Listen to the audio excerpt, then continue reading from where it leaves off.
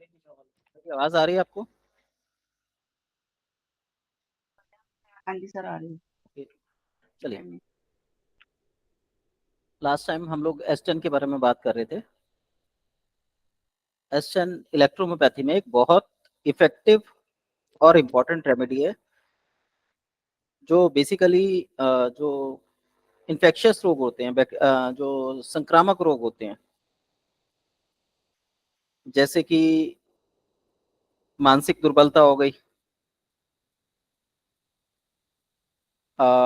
उल्टी दस्त हो गए, हैजा हो गया, पेट में जहर बनना हो गया, जिसे विशूचिका बोलते हैं, प्लेग हो गया, इन्फ्लुएंजा हो गया, ऐसी सभी बीमारियों में एस्टन अपना प्रभाव रखती है। इस रेमेडी का जो प्रभाव है, वो बेसिकली आंतों को संकुचित करता है। और जब ये रेमेडी आंतों को संकुचित करती है, तो आंतों का जो जूस है वो बढ़ जाता है, यानी उसमें डाइजेशन की पावर बढ़ जाती है। इसलिए एस्टिन को इंटेस्टाइनल रेमेडी या खाना पचाने वाली या भूख बढ़ाने वाली रेमेडी भी बोला जा सकता है।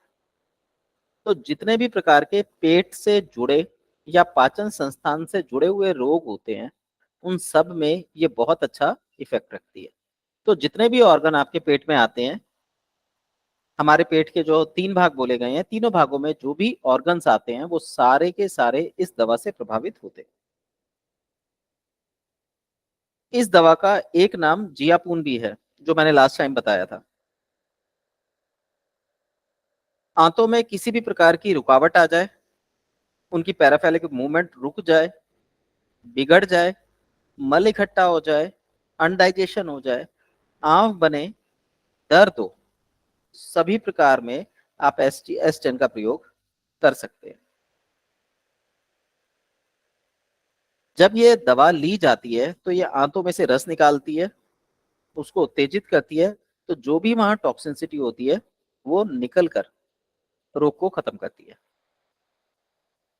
यदि कभी ऐसी स्थिति हो कि किसी व्यक्ति के प्राणों पर बनाए, कंडीशन कोई भी हो, प्राणों पर बनाए, कंडीशन कैसी भी हो, परंतु सिस्टम पाचन संस्थान का बिगड़ा हो, तो एस10 का घोल बनाकर देना लाभकारी होता है।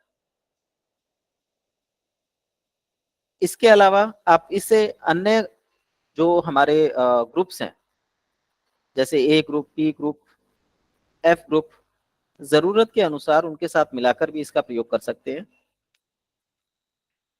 ये बेसिकली आप इसको सिंपल भाषा में बोलें तो ये संक्रमण पर ही विशेष काम करेगी। उसके अलावा जब पेट में समस्या होती है और वो माइंड से कनेक्टेड हो जाती है, तो कुछ ऐसे और भी रोग पैदा हो जाते हैं जिनके बारे में हम सोच नहीं पाते, या हम वहां तक कॉन्फ़िगर नहीं कर पाते। जैसे हिस्टीरिया, महिलाओं में ये कॉमन समस्या है। कम या ज्यादा स्ट्रेंथ कोई भी हो हिस्टीरिया की, दोनों को कवर करती है। यदि हमें खाना ना पचता हो, एसिडिटी बन जाए, उसमें उल्टी करने की इच्छा करे, पतले दस्त हो जाए, मिर्गी का दौरा पड़ता हो, संक्रमण के कारण बुखार हो गया हो, जो मच्छरों के कारण, जैसे मलेरिया होता है, हैजा होता है, फ्लू होता है, टाइफाइड हो गया, इन सभी प्रकार के बुखारों में एस्टेन अच्छा रिजल्ट देती है। इसके अलावा लीवर में इंफेक्शन हो जाए, दर्द हो, आधा सिर का दर्द बना रहता हो, कमजोरी महसूस हो, शरीर में कहीं पर भी ऐंठन आती हो, क्योंकि ऐंठन आती है वायु बढ़ने से और वायु बढ़ती है रक्त की कमी होने की वजह से। तो एक तरह से इनडायरेक्ट वे में एस्टेन औषधि रक्त बढ़ाने का भी काम कर सकती है, क्योंकि जब हमारा पाचन सही होगा तो रक्त बनने लगता है। इसके अलावा वायुशूल में, वायुशूल का मतलब हो गया पेट में गैस बनना।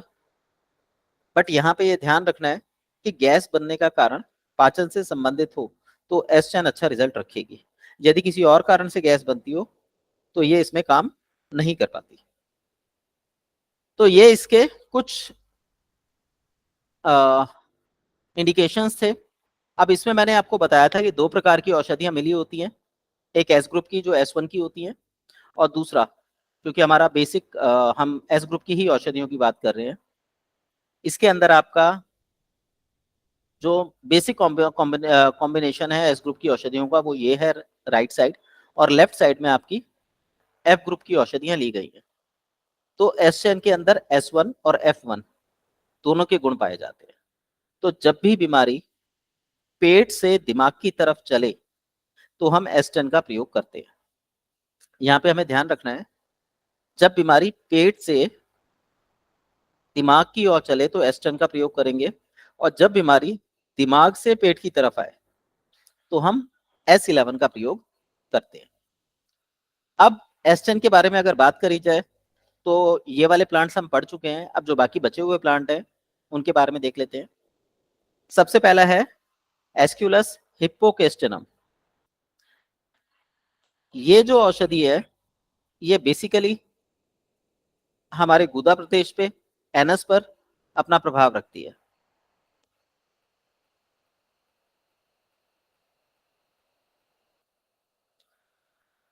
जो हमारा पीठ का नीचे का स्थान होता है, जहां पर हमारा जो स्टर्नम होता है,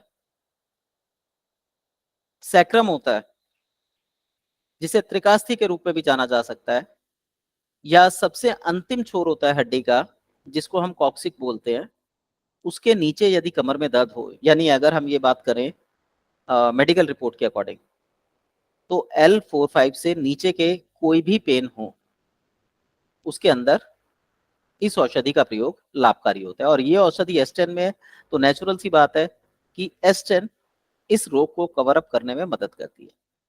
अब इस हड्डी में दर्द क्यों आता है? इस हड्डी में दर्द आता है कमजोरी की वजह से। महिलाओं में कमजोरी लिकोरिया की वजह से हो सकती है। पुरुषों में कमजोरी प्रोस्टैटिक कंडीशन बिगड़ने की वजह से हो सकती है।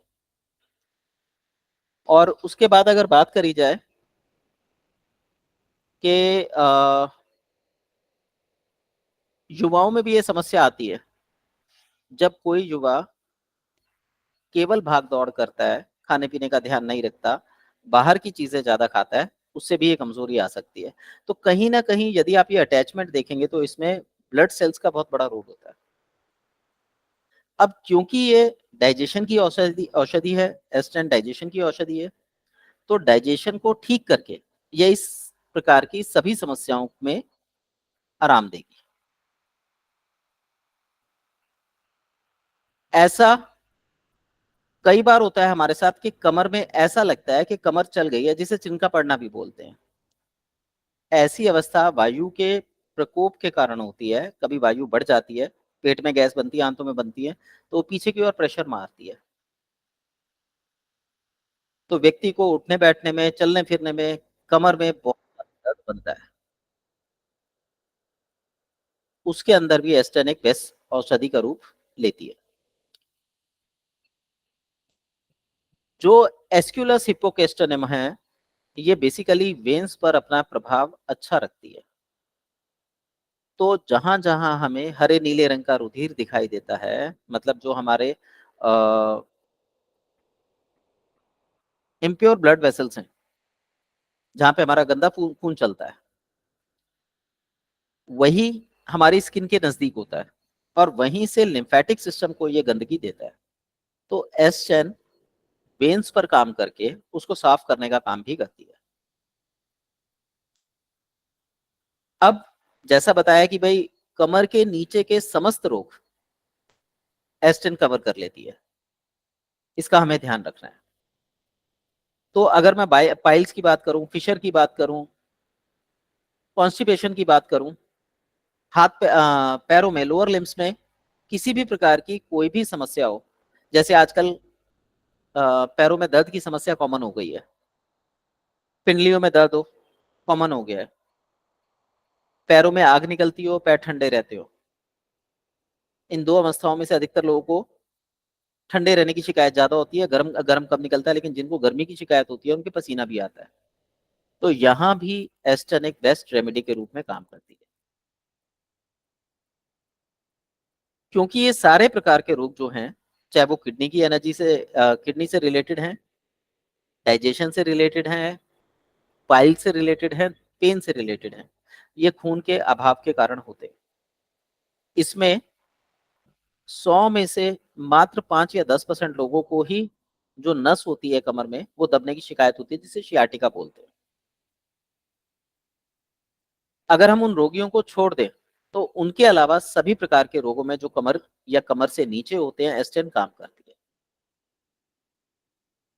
अब बात करते हैं बवासीर की। बवासीर हम दो प्रकार की मानते हैं, बादी बवासीर और खूनी बवासीर।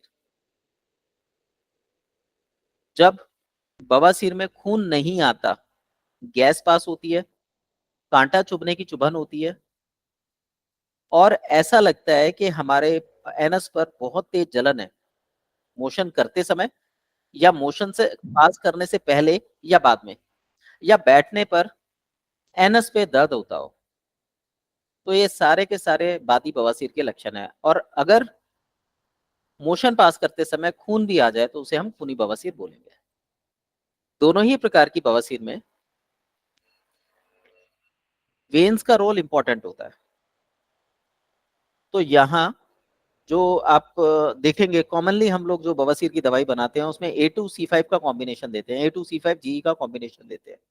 पर यदि आप उसके साथ एस्टेन का कॉम्बिनेशन लगा दें तो ये तेजी से खून बढ़ाने का काम कर सकती है। और वहीं अगर आप इसमें A3 का कॉम्बिनेशन डालते हैं, अगर वो डाइल्यूशन ठीक है तब तो वो अच्छा रहेगा। अगर डाइल्यूशन फास्ट हो जाए, फर्स्ट डाइल्यूशन हो जाए, सेकंड हो जाए, तो वो ब्लीडिंग को बढ़ाने का काम करेगा, क्योंकि वो तेजी से खून बनाता है। तो ऐसी अवस्था में एस्टेन खून भी बनाएगी और ब्लीडिंग को रोकने का भी काम करेगी। तो यहाँ पर जब ब्लीडिंग खूनी हो तो उसे रोकने के लिए आप बी का इस्तेमाल कर सकते हैं, पर बाद में एस्टेन इस चीज के लिए ज्यादा बेस्ट रहती है, क्योंकि ये मूल रूप से आपकी वेन्स की दवा होती है। मस्सों में किसी भी प्रकार की खुजली चलती हो, चुभन का आभास हो, दोनों ही कंडीशन में आप इस दवा का प्रयोग कर सकते हैं। वैसे भी अगर हम देखें तो इसके अंदर कुछ ऐसे कॉम्बिनेशंस बने हुए हैं एस्टेन में जो हमारे पाचन को रेगुलेट करने का काम करते हैं, मल को सॉफ्ट बनाने का काम करते हैं। उस हिसाब से भी ये जो है इंटेस्टाइनल रेमेडी बन जाती है। इसके अलावा आप लोगों ने महसूस भी किया हो कि कभी कभी हमें जुकाम हो जाता है, हम सांस लेते हैं तो सीधी हवा हमारे कंठ में चुभती है। ऐसा तब होता है जब हमारा डाइजेशन खराब हो, और आप देखेंगे उस दौरान मोशन या तो आता नहीं, और आता है तो कड़ा मल आता है, और नाक से पतला पानी बहता है, हल्की सी जलन या सूखापन का आभास कराता है। तो ऐसी स्थिति में ये जो रेमेडी है लाभ करती है। इसके अलावा महिलाओं में लिकोरिया की शिकायत हो, व्यक्ति चाहे पुरुष हो चाहे महिला हो, हम नॉर्मली बोल देते हैं लिकोरिया महिलाओं की समस्या है, परंतु आप अगर थोड़ा सा गौर करेंगे तो जैसे जैसे उम्र बढ़ती है, पुरुषों में भी जो प्रोस्टेट ग्रंथि होती है वो बड़ी हो जाती है। ये भी एक प्रकार का लिकोरिया ही है, बस महिलाओं का लिकोरिया पॉजिटिव है, पुरुषों में लिकोरिया नेगेटिव है। ये यूरिनेशन को रोक लेता है। यूरिन रुकेगा तो शरीर में सूजन बढ़ेगी ही बढ़ेगी। तो इस चीजों को अगर हम छोटे छोटी चीजों को एक दूसरे से कनेक्टेड करके देखेंगे तो हमारे लिए इलाज आसान हो जाएगा।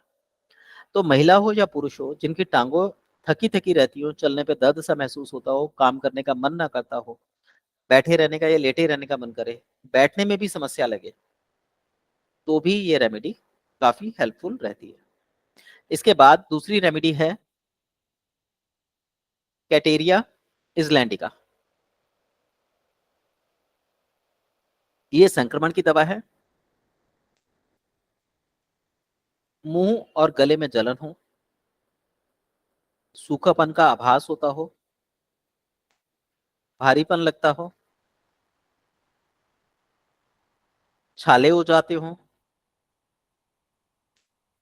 भूख में कमी आ जाए, खाने पीने का मन ना करे, और ऐसा महसूस हो कि पेट अभी भी भरा हुआ है, लेकिन जैसे ही कोई काम आ जाए तो भूख का आभास होने लगता है। सामान्य जुकाम हो जाए, जो नॉर्मल कोल्ड होता है वो हो जाए, ड्राई कफ या ड्राई खांसी हो जाए, सांस की नली या गले की नली में सूजन आ जाए, लैरेंजाइटिस हो जाए, फेरेंजाइटिस हो जाए, खाना पचने की समस्या हो, शरीर में पुराना बुखार बना रहता हो,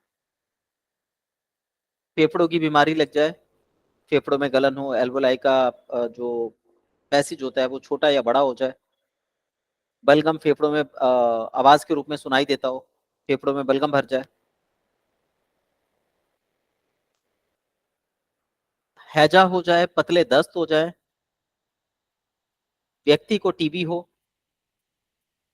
कमजोरी का आभास रहता हो, पतले जलन युक्त दस्त हो या दस्त में पित्त आता हो, आंत की शिकायत या आंत गिरने की समस्या हो। आंत की शिकायत आंतों में होती है, आंतें मरोड़े खाती है, यानी आईबीएस। और वहीं आप जब मोशन से गिरने लगती है, मोशन में झाग आ जाता है, सफेद सफेद तरल गिरता है और व्यक्ति अपने शारीरिक क्षमताओं को खोने लगता है, या किसी भी वजह से शरीर नष्ट होने लगे, जिसे हम डीजनरेटिव कंडीशन बोलते हैं, ऐसी सभी कंडीशंस में इस रेमेडी का प्रयोग किया जा सकता है। अगला है सिंकोना सुकिरुबा। ये जो औषधि है ये बेसिकली पसीना बढ़ाने का काम करती है, बुखार उतारने का, गर्मी कम करने का, बेचैनी, हाफ माइग्रेन, सिर में दर्द बने रहना, नेत्रों की कमजोरी, अतिसार, पित्त के दोषों में लाभ करती है। इसके लिए ध्यान रखना है कि ये जो औषधि होती है जब भी हम सिंगल उसमें यूज करते हैं तो ये हाइपर एक्टिव रेमेडी है, तो इससे निद्रा आना, चक्कर आना, निम्न रक्तचाप होना, सिरदर्द का अनुभव होना, ऐसा अनुभव में आ सकता है, क्योंकि एस्टन में इन औषधियों का मिक्सचर है और उसमें भी ये औषधि डली हुई है, जो बेसिकली 10 पार्ट्स के रूप में है।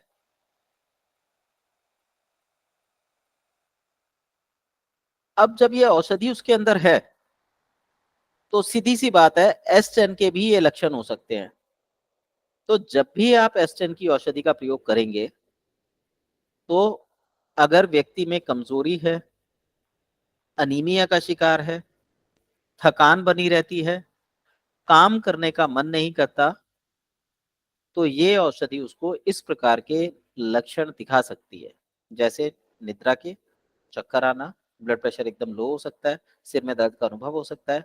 तो ऐसे व्यक्ति को ये बोलना चाहिए कि 2-3 डोज लेकर आप देख लीजिए, उसके बाद आप अपना काम करिए, क्योंकि कई बार इस औषधि के प्रयोग से नींद आ सकती है, तो ड्राइव करते हुए या मशीन चलाते हुए एक्सीडेंट होने का खतरा बना रहता है। नॉर्मली एस्टन में ऐसा नहीं देखा गया है, पर फिर भी एस्टन कुछ रोगियों पर इस प्रकार के प्रभाव रखती है।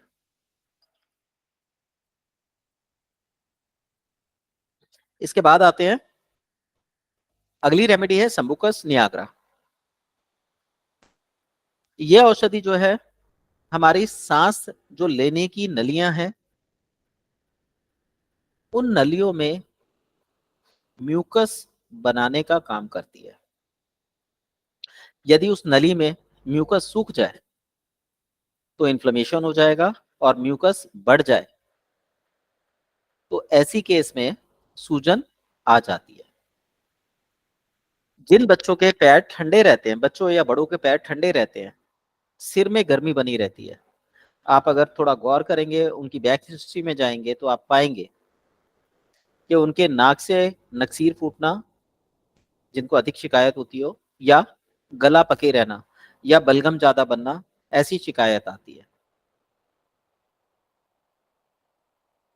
तब ये औषधि उसके लिए लाभकारी होती है। तो ऐसी किसी भी अवस्था में आप एस्टन का प्रयोग कर सकते हैं। इसके अलावा और इंडिकेशंस हैं, बच्चों की जब हम बात करते हैं तो छोटे बच्चे हैं बेसिकली, जो 3-4 साल के बच्चे होते हैं। बच्चों को होने वाली सर्दी, नाक से बलगम या स्राव आना, पानी वाली सूजन होना, रोगी को एकदम से बहुत ज्यादा पसीना आना, ये लक्षण दिखाई दे सकते हैं। सांसों से संबंधित लक्षणों में छाती दबी दबी सी महसूस होगी, ऐसा लगेगा कोई उसमें गोला चल रहा है या कोई उस पर दबाव बना रहा है।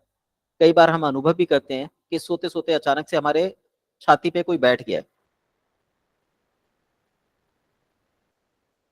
तो वो लक्षण इसी औषधि के होते हैं, यानी कि उस समय हमारे शरीर में छाती की तरफ खून का दौरा बड़ा होता है और पैरों की तरफ कम होता है। तब ऐसा महसूस हो सकता है कि कोई छाती पे बैठा है, तब ये औषधि हमारे लिए प्रयोग में लाभकारी सिद्ध होती है। और आप नोट करेंगे तो जिसको भी इस तरीके के लक्षण दिखाई देते हैं, उस दौरान उसको कब्ज की शिकायत मिलेगी, छाती में दर्द मिलेगा, घबराहट मिलेगी, और वो अपने आप में कमजोरी फील करता है। तो लक्षण एस्टन से मिलते जुलते हैं। जी मिचला सकता है, गले में खराश हो सकती है या बलगम आ सकती है। तो जिन लोगों को भी छाती से संबंधित रोग होते हैं, उनमें ये कॉमन समस्या होती है। आप लोगों को याद होगा, मैंने बताया था कि कफ दो तरीके से निकलता है, या तो नाक से और मुंह से। यदि नाक से निकले तो वो कफ है, और यदि मुंह से निकले तो वो पित्त है। तो एस्टन इसी लक्षण पर काम करती है, यानी जब गले में लेसदार बलगम आए और व्यक्ति की थूकने की इच्छा करे। आधी रात के समय दौरा उठ सकता है, दम घुट सकता है, छाती में भारीपन आ सकता है, सांस लेने में परेशानी हो सकती है, और आप लोगों ने सुना होगा कि हार्ट अटैक भी आधी रात को होता है। तो रक्तचाप संबंधी समस्या, नाड़ी से संबंधित समस्या रात में ही होती है, अधिकतर रात में होती है। तो उस कनेक्टिविटी से भी आयस्टन जो है एक बेस्ट रेमेडी है। इसके अलावा रात को सोते सोते नाक बंद हो जाती है। आप लोगों ने नोट किया होगा, कुछ लोग रात को सोते हैं, कूलर के अंदर जाते हैं, लेटते हैं, थोड़ी देर में नाक बंद सी हो जाती है, पर वो रात को सोते सोते अपने आप खुल जाती है। या दिन में सो जाए या फिर सुबह जब सो के उठते हैं, तब भी उन्हें नाक बंद होने का आभास होता है। पर जैसे ही वो उठते हैं, थोड़ी देर में नाक या तो पानी बह जाता है हल्का सा, या वो नॉर्मल सी महसूस होती है। तो ये लक्षण उससे मैच करते हैं। सांस लेने में परेशानी महसूस होती है। कई बार व्यक्ति जब हाइपर एक्टिव हो जाता है, नाड़ी की गति बढ़ जाती है, तो जब भी वो तनाव में होगा तो सांस लेने में कठिनाई महसूस हो सकती है। तो ये भी पाचन से ही जुड़ी समस्या है। पैरों की उंगलियों के नीचे सूजन आना, पैरों और हाथों के नाखून नीले पड़ जाना, पैर बर्फ की तरह ठंडा होना, और जब भी व्यक्ति सोएगा तो उसको पसीना आ जाएगा और उसे कमजोरी सी महसूस होती है। ये एस्टन के लक्षणों में इंपॉर्टेंट लक्षण है। ऐसा कोई भी व्यक्ति आपको लक्षणों में दिखाई दे तो आप L2 का प्रयोग कीजिए, बेहतरीन रेमेडी है। लेकिन यदि आप उसके साथ एस्टन का प्रयोग नहीं करते, तो जब तक वो L2 खाता रहेगा वो इस चीज में ठीक रहेगा। जैसे ही वो L2 बंद करेगा, समस्या दोबारा शुरू हो जाएगी, क्योंकि पाचन संबंधी समस्या तब भी बनी हुई है। तो ऐसे में L2 और एस्टन का कॉम्बिनेशन एक बेहतरीन रेमेडी के रूप में काम करेगा, परंतु दोनों रेमेडीज एक साथ नहीं दी जा सकती, दोनों का टाइम पीरियड अलग अलग रहता है। इसी प्रकार एस्टन क्योंकि संक्रमण की औषधि है, और संक्रमण बेसिकली जो बुखार है उसी के कारण होता है। जब शरीर में गर्मी बढ़ जाती है, उसी के कारण इन्फेक्शन होता है, या गर्मी कम हो जाती है तो इन्फेक्शन होता है। तो संक्रमण की रेमेडी है। बुखार के जो भी लक्षण होते हैं, जैसे त्वचा का सूखना, नींद के दौरान थकान का महसूस होना, बार बार नींद आना, अकेले रहने में डर लगना, डर के समय शरीर कांपना या पसीने से भीग जाना, प्यास कम लगना या ना लगना, बुखार होने से पहले तेज खांसी होना। तो ये सारे लक्षण कमजोर डाइजेशन को दर्शाते हैं। इसी तरीके से अगर हम त्वचा को देखते हैं तो त्वचा सूख जाती है, त्वचा पर सूजन दिखाई देने लगती है, और सूजन की वजह से वो फूल जाती है। और व्यक्ति जब तक जागा रहता है तब तक उसको पसीना आता रहता है, भले ही वो पंखे के नीचे बैठा हो। पसीना दो तरीके का होगा, एक जब वो मेहनत करेगा तो चिकनाई युक्त निकलेगा, और दूसरा शरीर अपने आप को ठंडा करने के लिए पानी छोड़ देते हैं, तो हम उसको भी पसीना कहते हैं।